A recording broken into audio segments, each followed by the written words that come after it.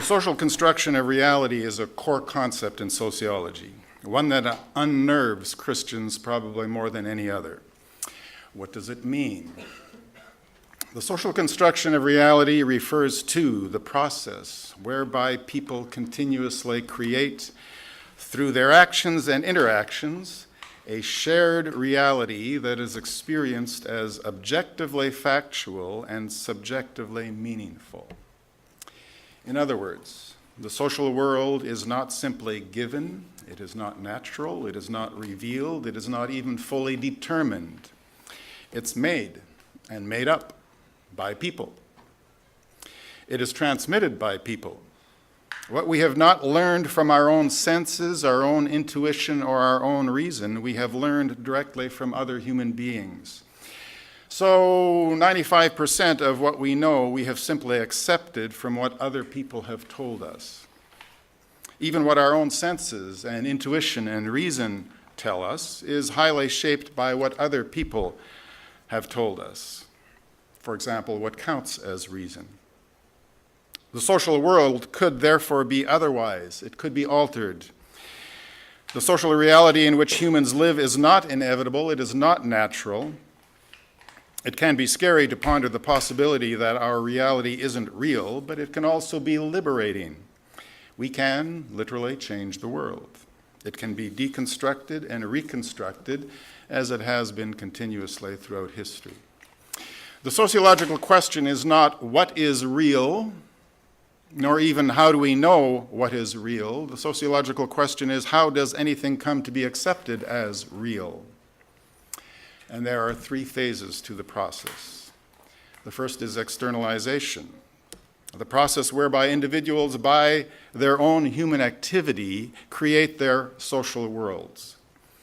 They put what is inside of them out there into social space.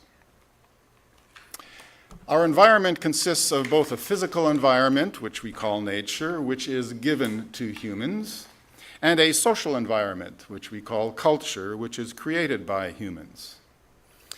Furthermore, culture can be divided into material culture, our tools and technologies such as axes and microchips, and our non-material culture, which is an abstract order consisting of our beliefs, our values, our norms, etc. Rivers are nature, roads are material culture. But humans can even turn nature into material culture by the meanings we attach to nature, by the uses we make of nature. For example, we can turn rivers into playgrounds, into transportation routes, into disposal dumps, into political boundaries, into sources of hydropower, into sacred spaces, etc. So our total environment consists of nature and culture, and it can be broken down into the following facts. It consists of natural facts like mountains and muskrats. It consists of technological facts such as hammers and highways, institutional facts like money, marriage, normative facts like freedom and fulfillment. Note that these facts constitute increasing levels of dependency. Some facts are dependent on humans and others are not dependent on humans. Mountains are not dependent on human beings at all. Mountains would exist even if humans did not exist. But hammers would not exist if humans did not. Hammers are entirely dependent. They consist of increasing levels of abstraction. Some facts are less physical and more abstract. A hammer has more physicality than money. Some forms of money doesn't even have any physicality at all. It's just debt. It's just in theory. Money can correspond to many things, but a hammer is always only just a hammer. Normative facts have absolutely no physicality whatsoever. There's also an increasing level of meaningfulness. As things become more dependent on us for their existence, they become more meaningful to us.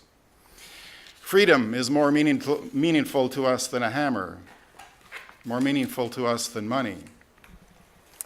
And finally, there is an imposed order. As things become more dependent, abstract, and meaningful, we impose more order on them. Marriage is more ordered than hammers are. We impose order even where there is none, then create an entire meaning system around that order. For example, skin color is a continuum. We impose the order of race and create racism.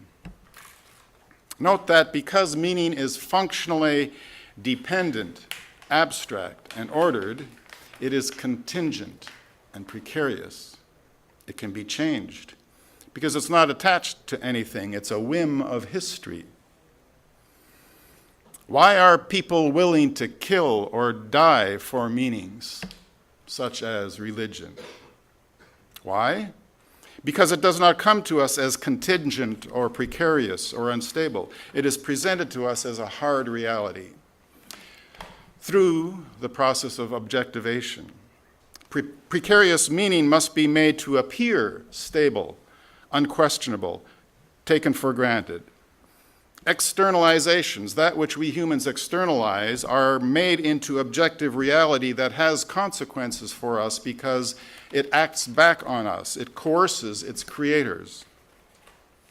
Objectivation is the process whereby individuals apprehend everyday life as an ordered, prearranged reality that imposes itself upon, but is seemingly independent of human beings. How is that possible?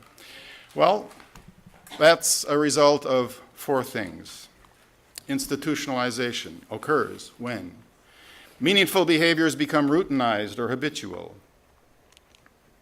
Historicity, as generations come and go, the institutional world thickens and hardens. Legitimation, meaning is all meanings are given either a cognitive or a moral basis that will explain and justify the meaning. And the most powerful form of legitimation, one of many kinds, but probably the most powerful form is religion. To say that God says legitimates it stronger than any other legitimation that we have. So, for example, religion places the source of meaning beyond the human realm as a given eternal truth to be discovered, not just an optional belief that was created. Religion defines deviance as evil, not just alternative. It allows us to threaten deviance with eternal damnation. Religion enables people to feel an ultimate sense of righteousness. It dissolves all our doubts about the correctness of our behaviors and our feelings. And religion integrates all of life by making sense of everything. Fourthly, the fourth form of legitimation is of objectivation is language. Meaning becomes embedded in language. Language exists outside of each one of us, therefore it's an objective social entity. Third phase, internalization, the process whereby individuals learn the legitimations of the institutional order. We carry culture around in our heads. We let culture define who we are. And so reality is socially constructed. Here's a summary. Society is a human product, externalization. Society is an objective reality, objectivation. And humans are a social product. One other concept, reification, big bite. Reification is the apprehension of the products of human activity as if they were something other than human products, such as facts of nature or results of cosmic laws or a manifestation of divine will. Reification implies that humans are capable of forgetting their own authorship of the human world, and further that the dialectic between humans, the producers, and their products is lost to consciousness. In other words, the humanly made world is explained in terms that deny its human production. Three types of realities based on its reality's verifiability, objective versus subjective, and its dependency on the human mind, independent or dependent. Natural realities are independent and objective. They are not dependent on human mental activities.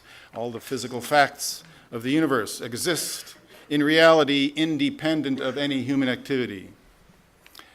And they enable us to form some knowledge of reality beyond our social constructions. We learn that we cannot fly, at least not without the machines that we construct that enable us to fly. Personal realities are dependent and subjective.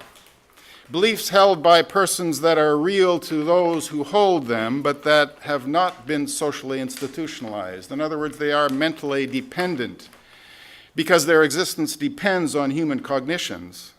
But they're also subjective because they exist only in the minds of those who hold them, such as someone's belief that they can actually fly. Social realities are dependent and objective, beliefs that are shared and have been institutionalized via externalization, objectivation, and internalization. All of culture, non-material culture, material culture, are social realities. Other realities, independent of the human mind and subjective, cannot be known. They can be postulated.